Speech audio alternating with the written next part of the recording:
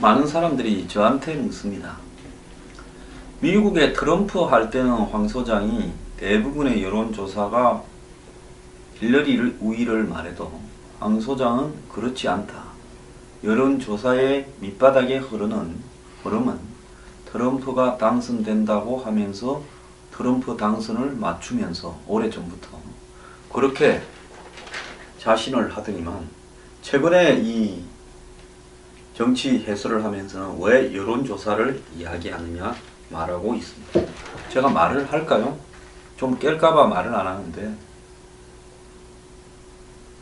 최근에 대한민국의 대선을 임하는 한마디로 여론조사를 벗어날 만한 한 거대한 물밑의 민심의 변화가 없어서 그렇습니다. 미국에는 언론이나 한마디로 정치권이나 오피니언 리더층이나 화이트 칼라 지식인청, 여론주도청에서 트럼프를 간절히 희구하는 미국 노동자청, 농민청, 서민청의 입장을 체크해내지 못하고요. 자신들의 구미에 맞게 그럴싸하게 부패한 힐러리를 마치 개혁적인 민주주의를 신봉하는 인사인 양, 진보적인 양 포장을 했습니다. 자, 거기에 맞서서 나온 트럼프, 그 개인은 한마디로 도덕성도 별로 없고, 저는 트럼프를 찬양하지 않습니다. 트럼프 도덕성 없습니다. 비즈니스 할 때도 도덕성 없었고, 세상의 약자에 대한 뚜렷한 애정을 가지고 있는 사람이라고 보지도 않습니다. 자기 이익을 위해서 살았습니다.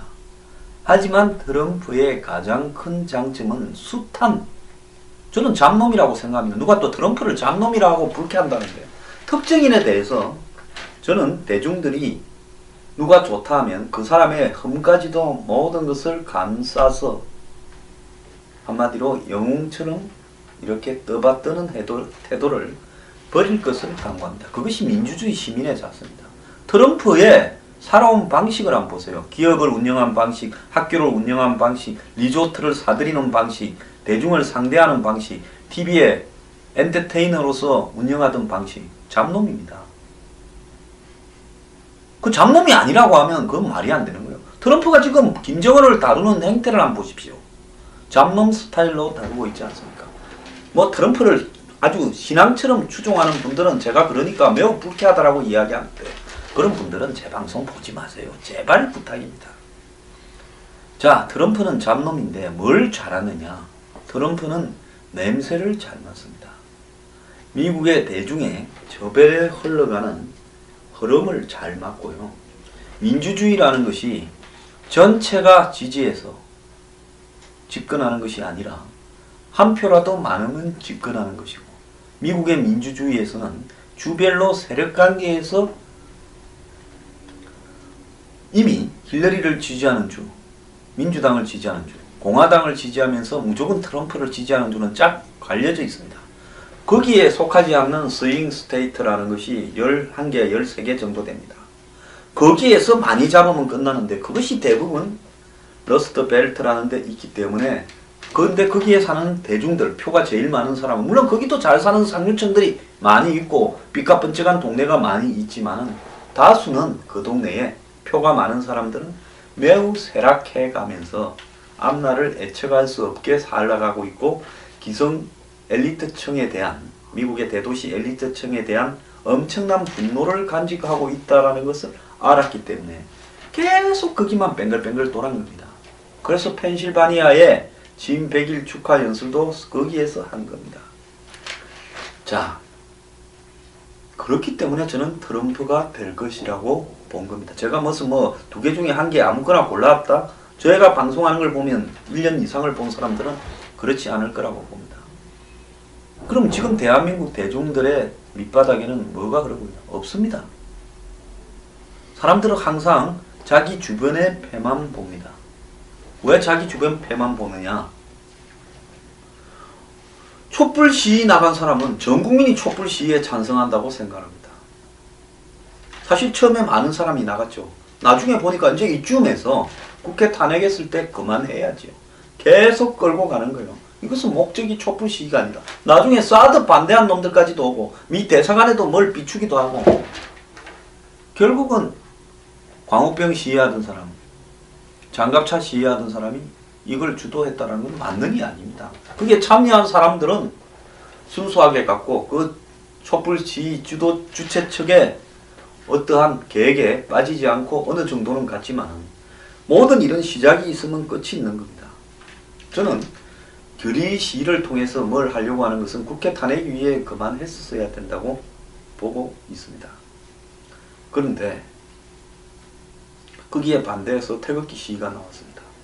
애초에 박근혜 대통령의 탄핵을 기각시키자 박 대통령이 뭘 잘못했냐, 이 모든 것이 고영태 짓이다라고 할 때 이 싸움은 이길 수 없이 판판이 질 수밖에 없는 싸움을 산정한 아젠다로 갖고 갔던 겁니다. 어떻게 이겼냐고요? 이기려면 이렇게 말했어야 됩니다. 박근혜 탄핵 좋다. 박근혜 구속시켜도 좋다. 대신 역대 정권의 모든 부패를 척결하는 부패 대척결 운동을 시작했었어야 된다고 봅니다. 솔직히 박근혜 대통령은 대중을 배반한 그 무능만으로도 지금의 위치에서 저에도 할 말이 없는 사람입니다. 그런데 그걸 갖고 지금까지 끌고 갔고, 제가 또 이런 이야기 하면 또 숱한 사람들이 욕을 할 겁니다. 저보고 어떤 사람은 이야기를 합니다. 황장수 님 다 좋고 지혜도 있고 뭐 지식도 많고 어떤데 건방지다. 아니 제가 건방진 거라도 있으니까 남들이 다 가는 왼쪽 오른쪽에 줄 서서 전부 빠돌이 역할을 하고 미쳐가는데 안 미치고 혼자 가지 않습니까? 제가 이거라도 없으면 저도 남 밑에 끌려서 휩쓸려 다니지 않겠습니까? 제가 왜 기성정당을 개떡같이 보면서 대통령 될 사람들을 전부 욕을 하고 자빠졌겠습니까? 건방지니까 그런 겁니다.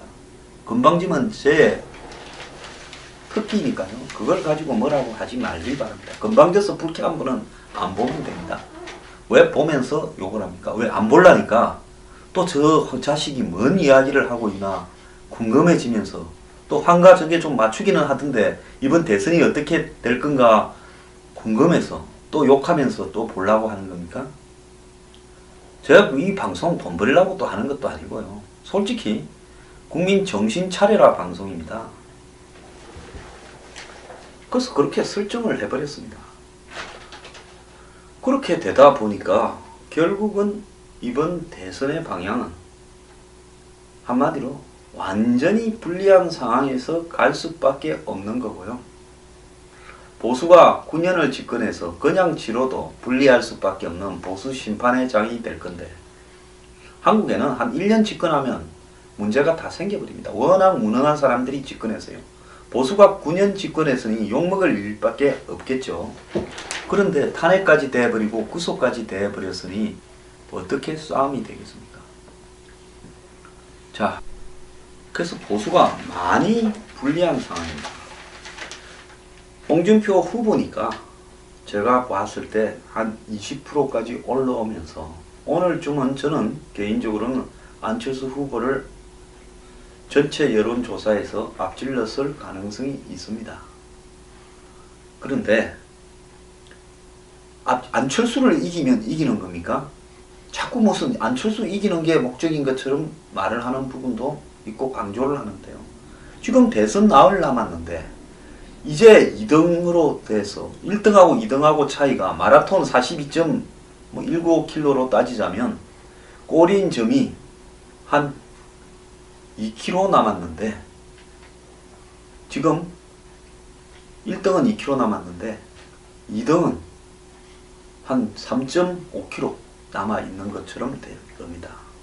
그래서 1등보다 한 2배 가까운 속도로 빨리 뛰어야 1등을 따라잡는 부분인데요. 아무리 압축적으로 추월한다 하더라도 매우 쉽지 않은 상황에 놓여 있다라는 겁니다. 그래서 여기서 여론조사를 왜 부정하느냐라고 이야기하는 부분에 그래서 처음으로 다시 돌아가면 태극기 촛불 이 지경으로 이렇게 만든 상황 속에서 보수가 매우 불리한 지형에서 지금 꼬린점이 얼마 남지 않았는데 3등을 제끼고 2등으로 왔습니다마는 남아있는 거리가 얼마 안 돼서 이걸 따라잡기가 매우 어렵다는 겁니다. 제가 홍 후보한테 하고 싶은 이야기는 왜 시간이 많을 때 설거지니 세탁기니 대지 발전제니를 가지고 그렇게 소모하고 그때 던질 수 있는 과감한 한마디로 판을 뒤집을 수 있는 수도권과 20대부터 40대까지를 아우를 수 있는 문재인보다 더 강력한 개혁적 아젠다를 던지지 못했는가. 정말 답답하게 생각을 합니다. 저는 자유한국당의 선거 캠프에 있는 사람들이 매우 나쁜 사람들이다라고 생각을 하고 있습니다. 자, 하나의 힘을 모아서 대선까지 가야지. 무슨 보수에 재 뿌리는 소리를 하고 있냐 저보고 이야기를 하겠죠. 아직도 3일 남아서 제가 하는 이야기인 겁니다. 지금 홍 후보 오늘 아침에 신문 기사 내용 한번 보십시오. 좌파 문 정권 때는 나라가 위태롭다. 이 이야기밖에 없습니다. 종북 척결 이야기밖에 안 합니다.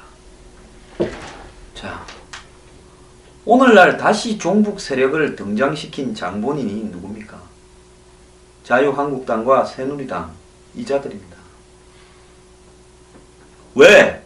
병신 아니면 다 기본 5년은 집권하면 하는 거를 그 집권 5년을 얼마나 병신 쪼다였으면 4년밖에 하지 못하고 시간 충분할 때 왜 좌파나 종북을 척결하지 못했고 왜 부패를 일소해서 부패만 없어지면 좌파는 보수를 비판할 끈덕지가 없습니다. 부패를 일소하지 못해서 한마디로 좌파에게 다시 집권의 기회를 주느냐. 이제 또 이렇게 말하겠죠. 그런 소리는 나중에 이야기하고 일단 이기고 봐야 된다. 지난번에 박근혜 할 때도 최태민이하고 문제 많고 온갖 문제 있었습니다. 그때 뭐라 했습니까? 일단 이기고 보면 됩니다. 그 박근혜가 좀 머리가 안 돌아가는 것 같고 말도 잘 못하고 상황 분석을 못하는 것 같아도 주변에 단절되어 있어서 3인방인이 정윤회한테 둘러싸여 있는 것 같아도 일단 이기고 보면 다 해결된다고 했는데 해결이 되기는 개뿔. 어떻게 됐습니까? 확실히 보여주고 가버렸죠. 보수 다 죽이고 갔습니다. 애초에 이 사태 초창기 때 제가 뭐라 그랬습니까? 박근혜와 보수를 단절시켜서 박근혜가 진정하게 보수를 걱정한다면 나를 밟고 가라. 내 이야기는 한마디도 하지 말고 모든 부패를 척결하자면서 좌파 정권을 공격해달라. 그러면서 내 신상에 관해서는 내가 알아서 할 거니까 거론도 하지 마라. 이렇게 했어야 될 건데 저 자유한국당을 끌고 이까지 왔습니다. 자, 지금 사전투표가 진행 중인데요. 전남이 최대로 많이 했고 대구가 최소로 했다고 합니다. 자, 이건 뭘 의미하겠습니까? 호남은 싸그리 누구 찍을 건가 아주 쉽게 결정했다는 것 같고요. 제가 봤을 때 안철수 문재인 사이에 별로 갈등하지도 않는 것 같습니다. 어제 사전투표율 하루 동안을 보면요. 시도별 사전투표율이요. 전남이 16.76, 광주가 15.66 그렇습니다.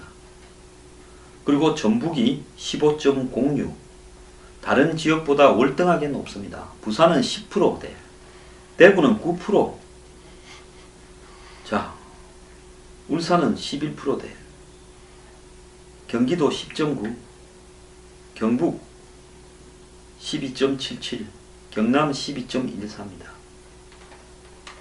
자, 전체적으로 봐서 사전투표에 이렇게 높다라는 것은 한마디로 이번에 정권 바꾸겠다는 사람들은 매우 의욕적인데 반해서 어쨌든 밉더라도 다시 한번 찍어주라고 하는 보수 쪽의 입장은 매우 소극적이다라고 비춰지고 있습니다. 자, 그래서 제가 뭐라고 했습니까? 홍 후보 메시지 바꾸어야 된다라는 이야기를 지난주부터 하고 있었습니다. 솔직히 말하면 홍준표 후보가 태극기들을 모으는 부분은요, 그 전에 7%부터 시작해서 8%, 9% 빌빌 쌀 때 빨리 했었어야 되고요. 그 다음에 홍 후보는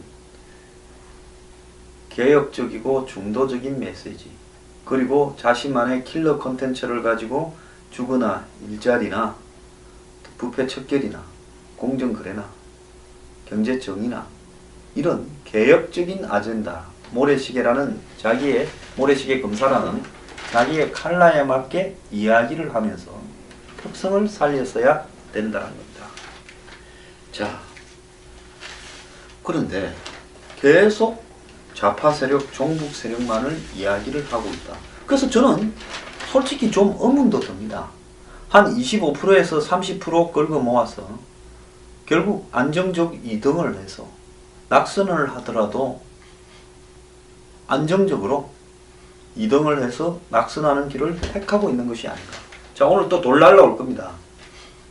1등을 하려고 하는 선거운동을 하는 것인가에 대해서 솔직히 의문을 품고 있습니다. 제가 지금까지요, 정말 하고 싶은 말이 많았지만은 참고 참으면서 아젠다나 메시지를 바꿔야 된다라고 이야기를 했습니다. 저보고 무슨 홍준표 무슨 대변인을 가라, 뭐 홍준표 캠프에 전화 걸어서 이야기해주라. 아니, 이보세요. 제가 왜 그렇게 합니까?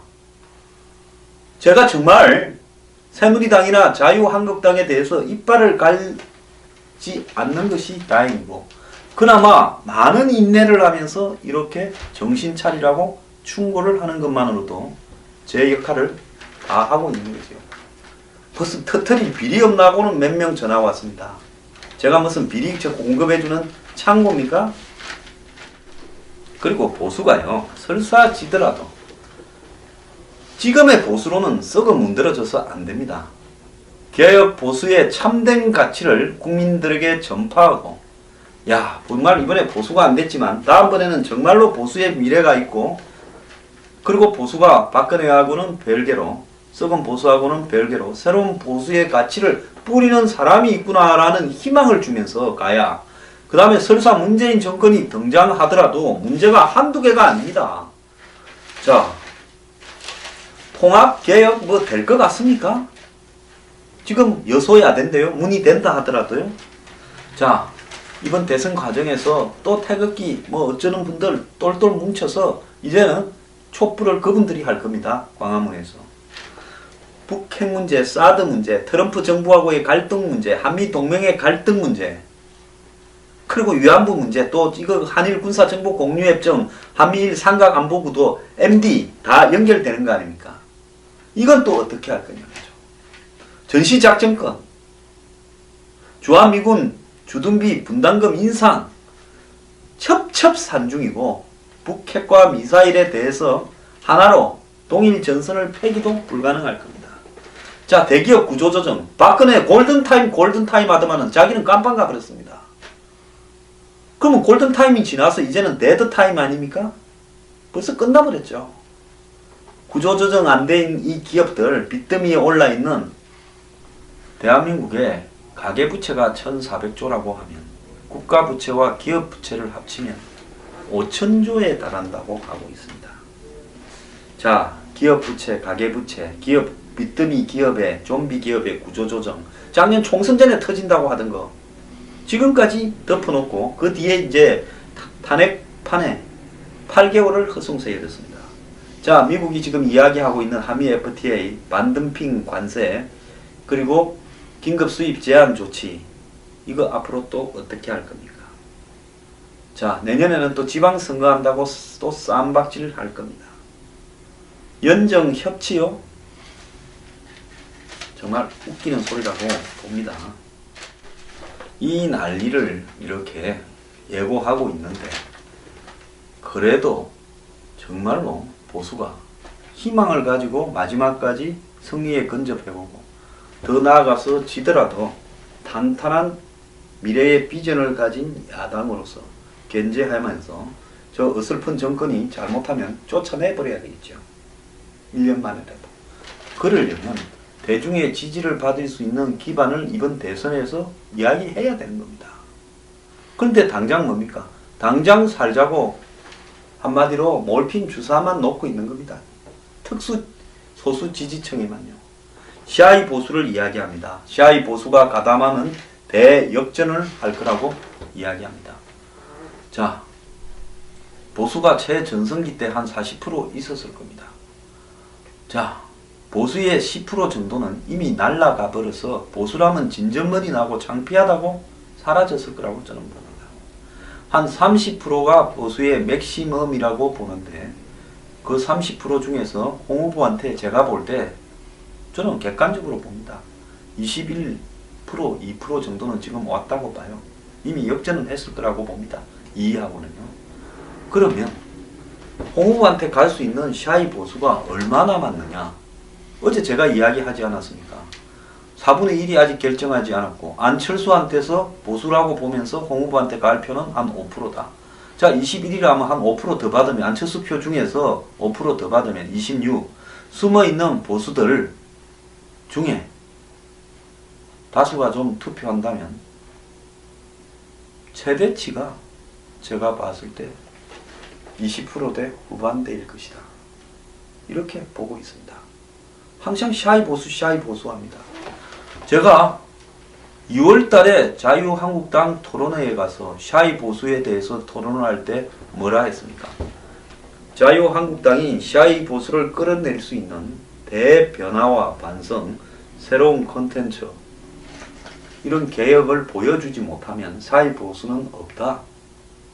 샤이 트럼프는요 한마디로 기성의 좌우 민주공화당의 염증을 느낀 사람들이 트럼프를 찍을 만한 유인을 제공을 했습니다. 그렇기 때문에 여론조사에서 저도 이길 수 있었습니다. 그런데 지금 자유한국당이 샤이한 사람은 뭐냐? 샤이라는 거는요 좋게 말하면 샤이고 수줍다, 소극적이다고, 나쁘게 말하면 도망간 보수입니다. 도망간 보수를 끌어들일 만한 뭔가를 지금 하고 있느냐? 지금까지 안 하고 있습니다. 지금까지요 안정적 리듬을 해서 15% 넘겨서 100% 보존받고 25%만 넘기면 우리는 지더라도 한마디로 제1야당으로서 당권을 잡고 안정적으로 야당할 수 있는 야당의 헤게모니를 잡을 수 있다. 여기에 지금 치중해서 가고 있으면서 더 말하지 않겠습니다. 이런 식으로 하면 선거 결과 뻔합니다. 제가 재뿌려서 대단히 죄송한데요. 참다 못해서 하는 소리입니다. 이기고 싶은 게 아니라 2등해서 야당 헤게모니 잡으려고 한다 봅니다.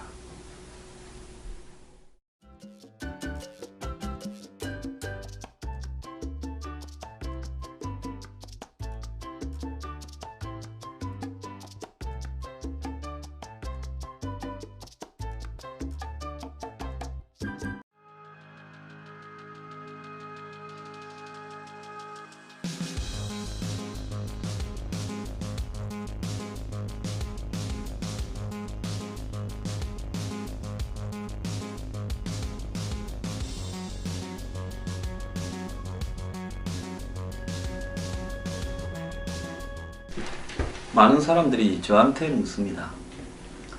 미국의 트럼프 할 때는 황 소장이 대부분의 여론조사가 힐러리 우위를 말해도 황 소장은 그렇지 않다. 여론조사의 밑바닥에 흐르는 흐름은 트럼프가 당선된다고 하면서 트럼프 당선을 맞추면서 오래전부터 그렇게 자신을 하더니만 최근에 이 정치 해설을 하면서는 왜 여론조사를 이야기하느냐 말하고 있습니다. 제가 말을 할까요? 좀 깰까봐 말을 안 하는데 최근에 대한민국의 대선을 임하는 한마디로 여론조사를 벗어날 만한 한 거대한 물밑의 민심의 변화가 없어서 그렇습니다. 미국에는 언론이나 한마디로 정치권이나 오피니언 리더층이나 화이트 칼라 지식인청, 여론주도층에서 트럼프를 간절히 희구하는 미국 노동자청 어떻게 이겼냐고요?